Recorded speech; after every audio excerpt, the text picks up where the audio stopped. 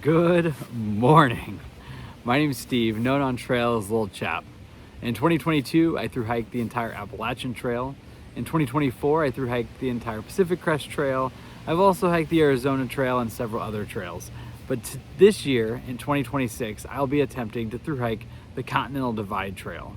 The official mileage of the trail is 3,100 miles, and it goes from the Mexican border to the Canadian border through the Rockies. Since I've already done the first two in the Triple Crown journey, if I'm successful this year, I will be a Triple Crowner. So this one is going to be extra special. So today I just wanted to talk a little bit about my expectations for the trail and talk to you a little bit about logistics, because as I'm filming this, I only have 4 days left before I start heading to Lordsburg, New Mexico. Let's start with some logistics. So I want to talk about how I'm going to get to the trail and just some of the logistics around the Continental Divide Trail.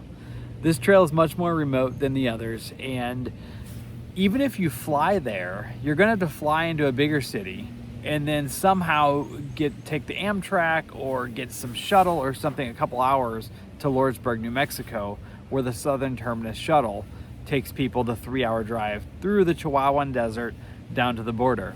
I decided, just because it was something I wanted to do anyway, I'm going to take the Amtrak from St. Louis, Missouri, all the way to Lordsburg.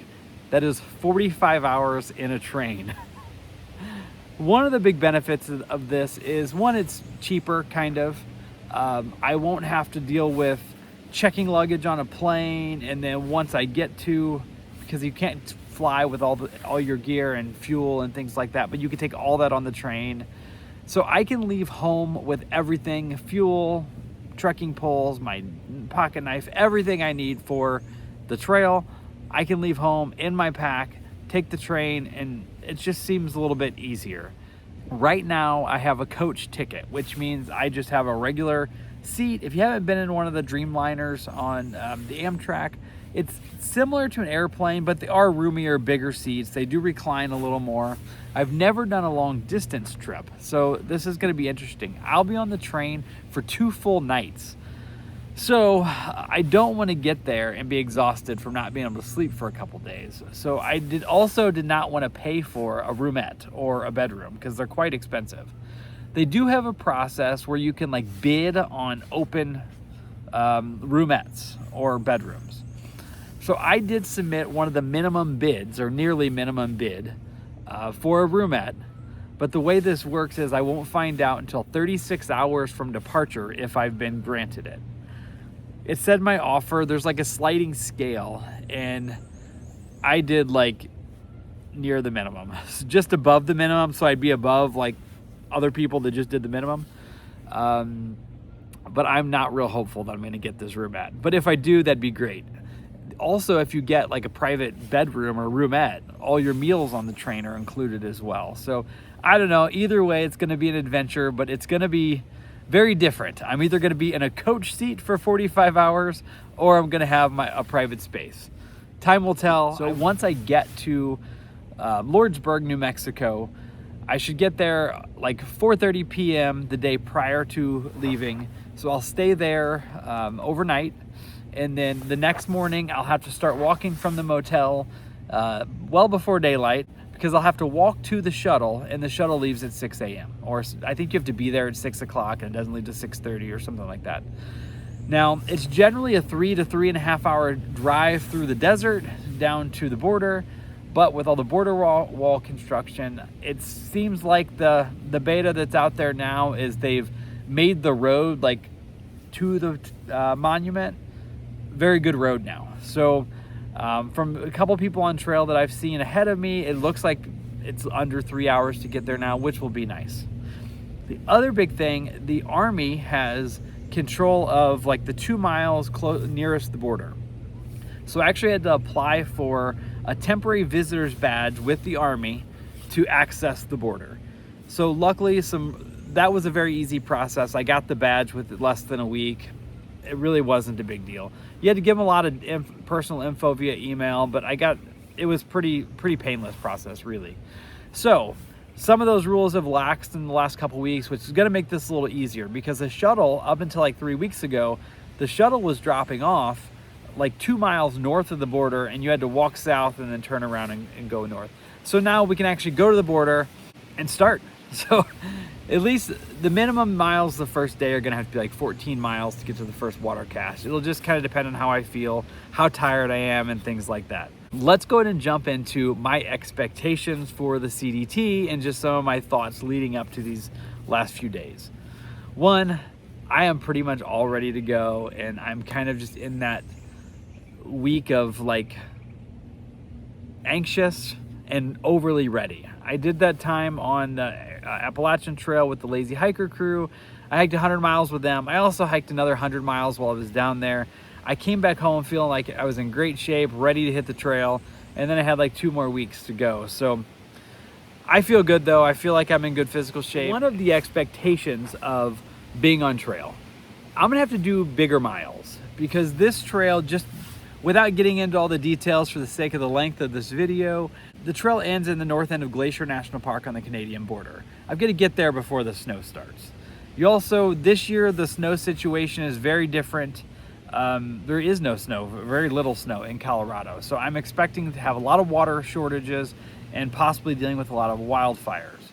So other than the first day or two, I'm really expecting to be averaging 20 plus miles a day on a lot of the trail. So I've got to be ready to hit the ground running, so to speak, or walking fast, I guess. Another thing I kind of expect is to get sick, because when I live in a very humid climate here in St. Louis or near St. Louis, and when I went to the desert for the PCT, a little over a week of being there, like your sinuses, when they're, I don't know, it seems like when you're used to be living in a humid climate, and then I went to the desert. It was the same on the PCT and the AZT. I got like a bunch of like sinus drainage, and just my body had to acclimate and kind of got sickly for a little bit. What's not great now is I'm kind of getting a stuffy nose, and I still have 4 days before I even leave to start. So I don't know, we'll see. I'm just expecting to have to grin and bear it and get through it. This trail is going to be very different from the Appalachian Trail and the Pacific Crest Trail, because there's probably going to be a lot less people. From the best intel I have, I think maybe 10 other people are starting on the same day, but just, you never know. You may never see those people, or you're quickly in different bubbles. I use bubbles lightly because I think there's going to be very few people. It's kind of odd, because I've seen some people that have done it in the last few years that say, even though there's a lot less people than the other trails, because of that, people like kind of stick together more and try to make more of an effort to make friends. And I've seen several vloggers from previous years say that they've done the majority of the trail pretty much alone and never found anyone to really walk with. So I don't know. I'm just mentally preparing for this to be a pretty isolated experience, which I'm probably okay with, because I did the Arizona Trail mostly by myself. Hopefully that prepared me for this. I don't know. We'll see. So let's talk a little bit about how the Continental Divide Trail is also different in terms of the actual footpath. Whereas the Appalachian Trail, the Pacific Crest Trail, and even the Arizona Trail for the most part is one continuous trail, and the majority of people stay on that one trail. The Continental Divide Trail is not like that. There are places where it doesn't connect, or it's not all the way complete, I guess. And then there are many places throughout the trail where, like from point A to point B, even on all the maps, there will be 3, 4, 5, 6 different ways, different routes that you can take to get from one to the next. I've heard it said that no Continental Divide Trail thru hikers hike the exact same path. One of the most popular alternates is the Gila River alternate, which will be probably within the first 2 weeks on trail. I've read that 90% of thru hikers take the Gila River alternate instead of the official red line. So my approach to this trail, because you all know that I was pretty much a hardcore, die-hard purist on the Appalachian Trail and tried to be on the PCT, except for we had to go around fire closures. My goal for the Continental Divide Trail will be to have a connected footpath from Mexico to Canada. I'm not going to get real hung up on whether it's the red line, the blue line, or any of those things, but I want my footsteps to be connected, and that's just kind of how I'm approaching this. I just want connected footpaths. Hopefully that's possible with all the fires that may happen this year because of the low snowfall. I think that's most of my expectations, other than, of course, I expect I'll miss my family, miss my dog, and all those normal things. But right now, I'm just ready to get going. I am ready to be on trail and living that life again. Now, my plan for the videos will be to have daily vlogs. The first video should start on May 1st if all goes well, and I don't really know how this is going to work. I know that cell signal and Wi-Fi is going to be much less available on the Continental Divide Trail as it has been on the previous trails.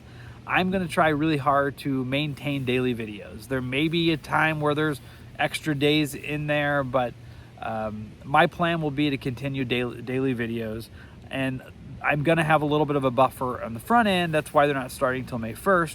That way, once I get started, if all goes well, I should have continuous daily videos.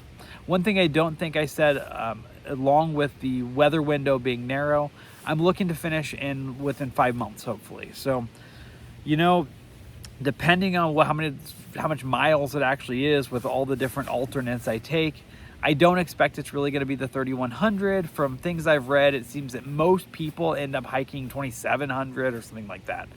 But to finish within 150 days, I really need to be averaging 20 miles a day, including days off. So that means there's going to be a lot of days you have to do a lot more than 20 miles a day. So that's the plan. I have 4 days left. I'm going to go ahead and end this video here because I need to go for a long walk, and hopefully you all are able to follow me along the journey, and hopefully the videos are able to be daily. So let's get to it, everybody. Thanks again for being here.